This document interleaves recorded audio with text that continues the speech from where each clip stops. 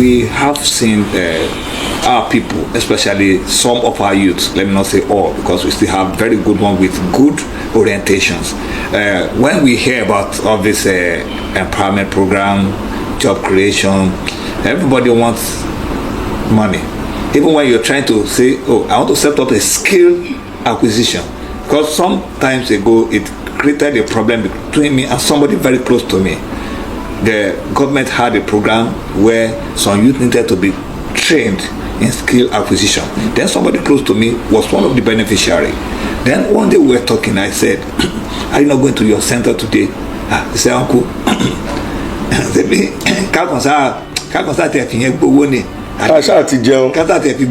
said they will pay us at the end of the training, and we'll talk with my trainer so at this point my money can come up.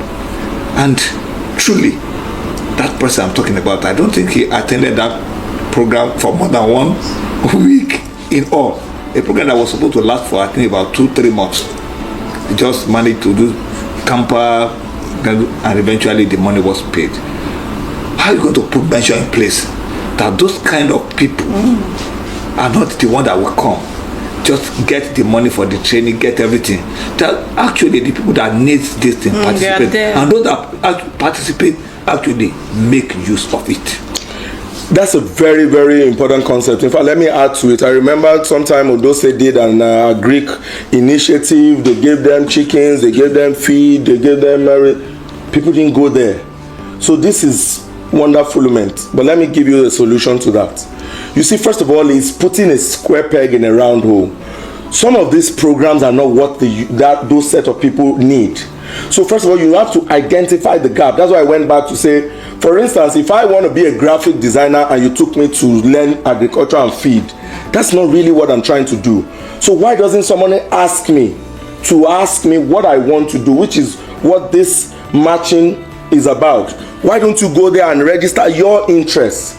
Then we are going to take the database of everybody and say, okay, now we can have 10 clear pathways and say, let's create this program, graphic designing, let's create UI, UX, let's create farming, let's create plumbing, let's create, if it doesn't even fit into the areas of interest. So in our minds right now, we have created 7 to 9 opportunity zones. We call them opportunity track zones.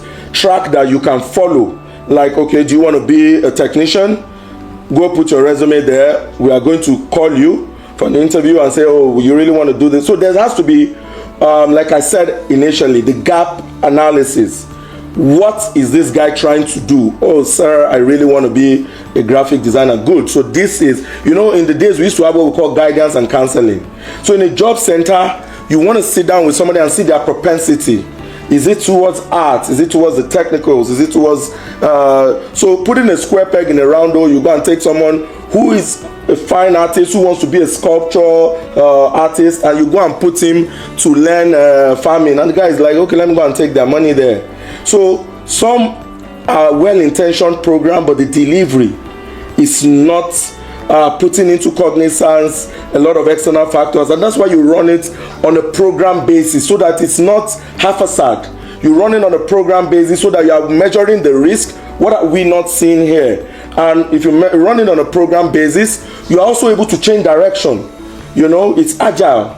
If you're missing it, there's measurement. There are KPIs that you should be hitting, there are milestones you should be hitting per time. If this program is supposed to run for 6 months, okay, what is participation rate? What is, and there's a lot of technology-driven solutions. I give you for free that they are geotagged location devices that if I wanted to make sure that you are in these premises, you will not be able to sign up until you sit down in these premises. So those are the use of technology. These things are there. One person doesn't need to sit down in Owo and say he's in a program in Akure. He will not be able to log in for registration in that platform. So except he sends his own phone to Akure, and we have other ways we can also still monitor that. You understand? So we can do check-ins, we can ping, I don't want to make it all about technology because everybody will, but technology works. Innovation works. When you are dealing with youth, exactly, technology has to come in. Exactly. Because an average youth in Nigeria, whether living in a remote area or whatever, have access to technology, and they understand it. Exactly.